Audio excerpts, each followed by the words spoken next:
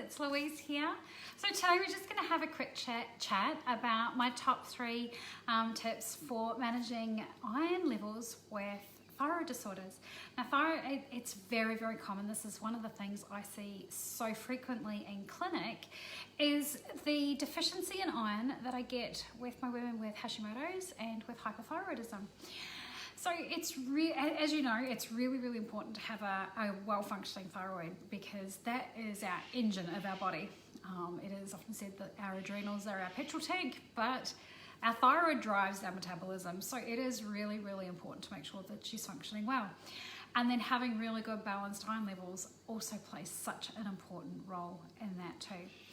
So iron deficiencies, as I said, are extremely common, especially with menstruating women. If you've got a really heavy blood flow, we tend to lose a lot more iron. So it's really important to make sure that we're getting good forms of iron in our diet, and that we're actually digesting them as well. And that can be another really big problem, is about the digestion of our irons. So iron is known as our blood builder. It's one of those lovely ones that we see. Blood building herbs we use, blood building foods, blood building nutrition, and all of that. And it's because of the hemoglobin. Iron rich proteins are in that hemoglobin, and it is transported around the body, and it also carries all your oxygen around. So it also sends all your oxygen around the body as well. So we really do need healthy amounts of oxygen, and you can tend to notice this in our symptoms of really heavy brain fog and dizziness and unable to concentrate and lightheadedness. And a lot of that can be because we just don't have enough iron and oxygen, two parts of our brain. So iron is needed for energy production within our cells. It's there to protect our cells from free radicals. It's also that if we get sick, we'll actually store our iron, and we pull it out of our blood supply and chuck it into our bone storage. So if you're getting blood tests and you have been unwell, it can give you a skewy reading on your iron test. So that's something to take note of as well. It's one of the biggest things I find is fatigue.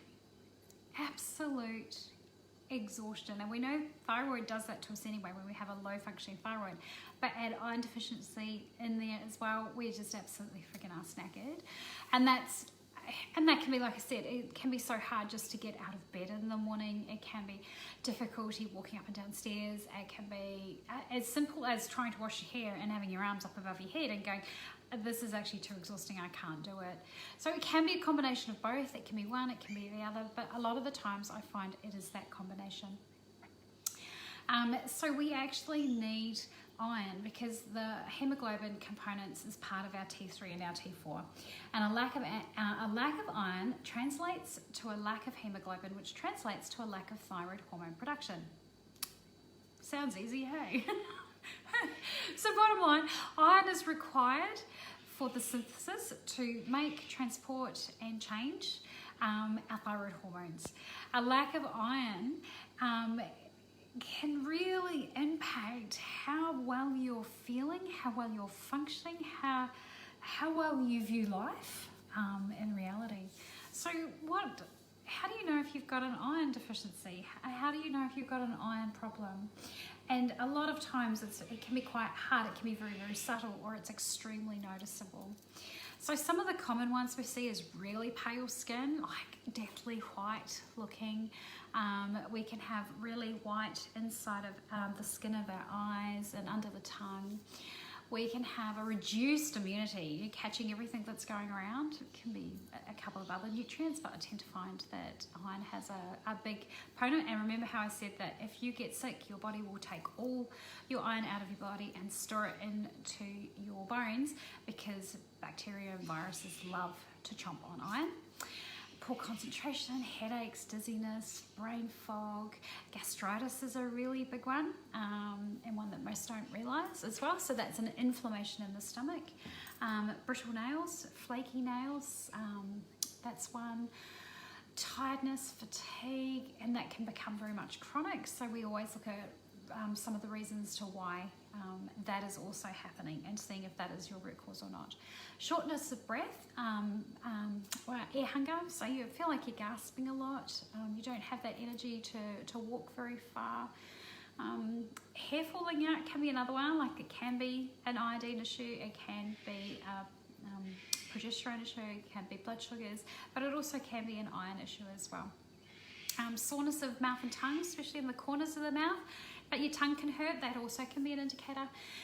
Restless legs, look, we think it's a lot of the time muscle cramps and restless legs can be magnesium, but it can also be an iron deficiency as well. So there's a whole lot of things that interplay with why we have iron deficiency, and then what we can do about it. So what are some of the problems? Why are we not able to absorb and utilize the iron if we're actually getting it in our diet in the first place? So there are a lot of medications that interact with iron, and taking and separating them. So I know so many people that will take all their supplements with either their breakfast, because they have to for certain ones of them, or they drink them with a good cup of tea or a cup of coffee. So tea and coffee can actually block your absorption of your iron in your food, but lights change. But also with the medications themselves. So it blocks the uptake of the medication, but it'll block your iron uptake too. So antacids is a really big one for blocking your iron absorption. Heart medications, blood pressure medications, and some antibiotics are quite known for it. So if you're taking medications like that, take them at least 2 hours away from your food, and not with coffee or tea, please. It is amazing how often that happens. And then it seems really quite logical to just go, hey, let's just take an iron supplement, but sometimes that's not the option either. And you think, okay, if I take some iron, will that boost my thyroid? And that doesn't necessarily work either. So we think it's a quick fix, but it's not. There are many forms of supplemental iron that's really, really hard to absorb, and we could eat it like they were lollies, and you're still not going to get any iron into the blood, into the circulation for where you need it. Many women with thyroid problems tend to have a lot of digestive issues that I've found, and like I said, gastritis is another one. Leaky gut or gut permeability can also be a big one. A lot of it is not eating the right foods, or not being able to break down and digest and absorb those foods either. And then also we've got heavy blood loss from menstruation as well, and that can really throw a spanner in the works. So dietary sources also need, I was going to say coenzymes, but co-nutrients. So basically, you're always told, take vitamin C when you eat iron, and that's because we need that vitamin C to help utilize that iron so you can absorb it a lot better. So there's a lot of that goes on inside our bodies too. So it's really important that if you have hematomacrosis in your family and you're still coming up with an iron deficiency, to really get it checked, because you can have a lot of storage, or you're storing your iron in your liver or in other places rather than being able to utilize it, but you still fall under the hematomacrosis, so you can still have iron excess. So be aware if you've got that in the family too. It is a genetic disorder, and it can really impact how iron levels look in your blood reports. So what is it?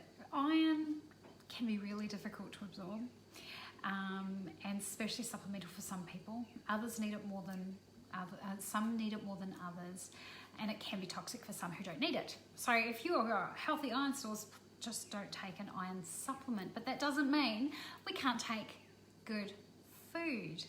So what are my 3 tips? So one is about optimizing your digestion. Okay, so as I said, always take your medications and supplements away from your food unless you've been told to specifically by your naturopath, your functional medicine doctor, or a healthcare provider who understands their nutrition.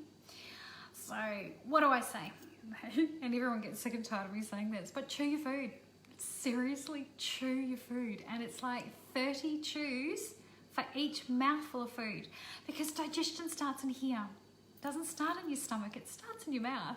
And so it can be exhausting, it can be tiring. You're sitting there going, I'm chewing, it's like, oh, have I hit 30 yet, can I swallow? But the reason being is we actually release enzymes in our mouth that help start that breakdown of food in here. So by the time it gets to your stomach and the enzymes that are there, they get that then opportunity to break that food down. But what can happen is if we don't have those enzymes as well. So if we don't have enough gastric acid in our stomachs, and a lot of people will get told they don't, so they get given a protein pump inhibitor.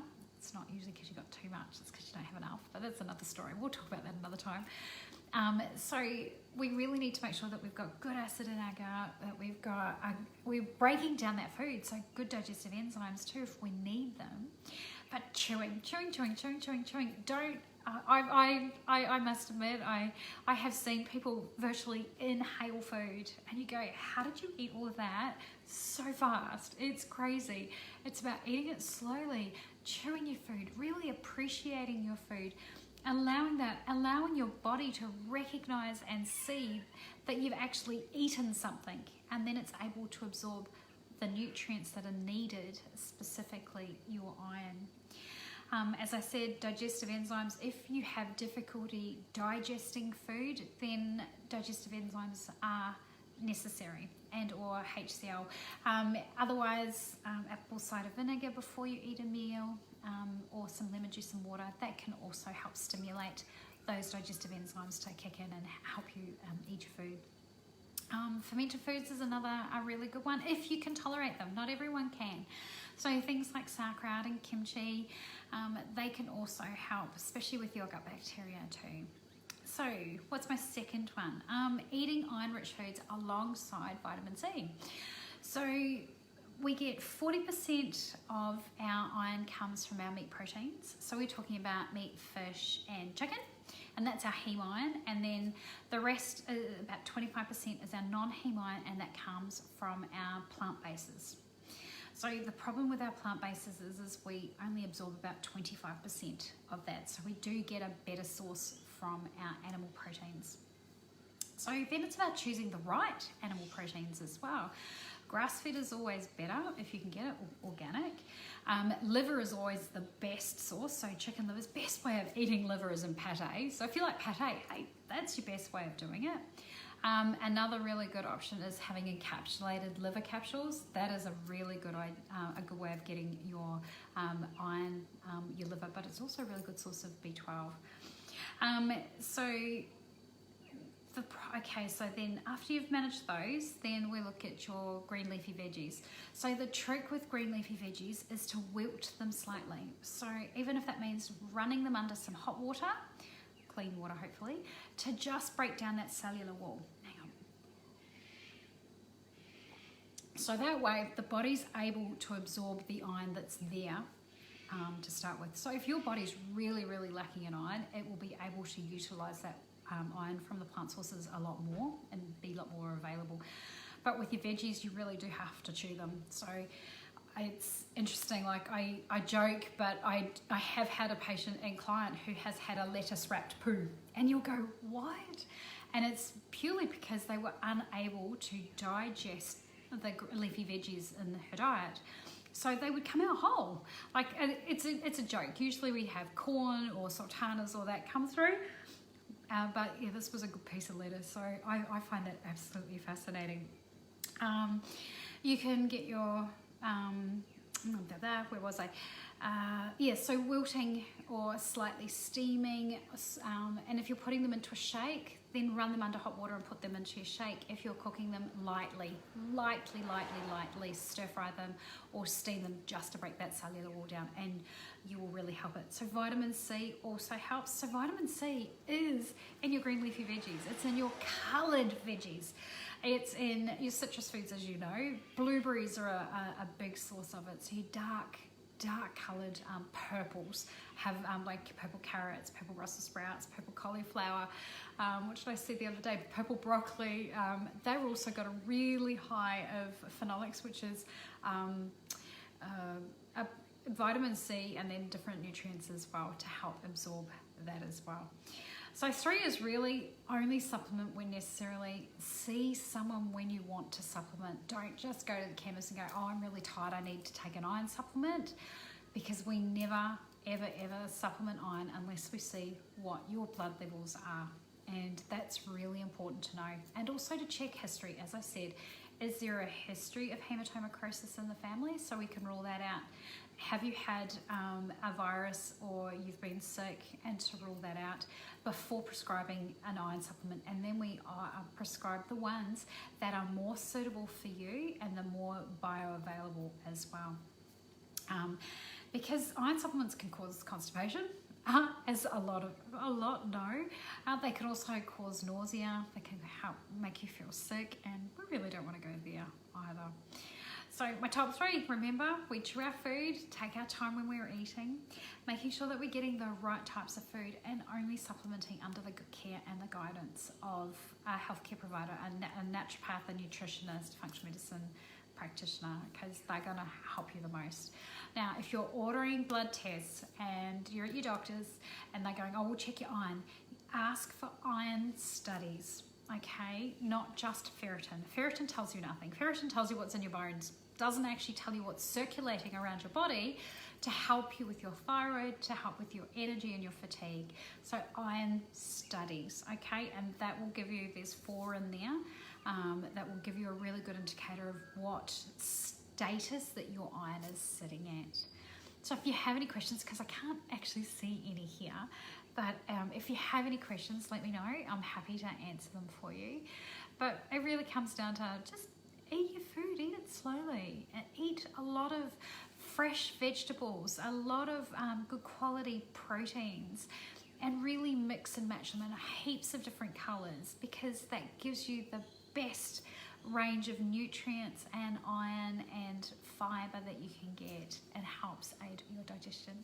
Thank you for watching, whoever it is, I really don't know. But have a fantastic day, and I will see you again next week. All right, take care. Bye, guys.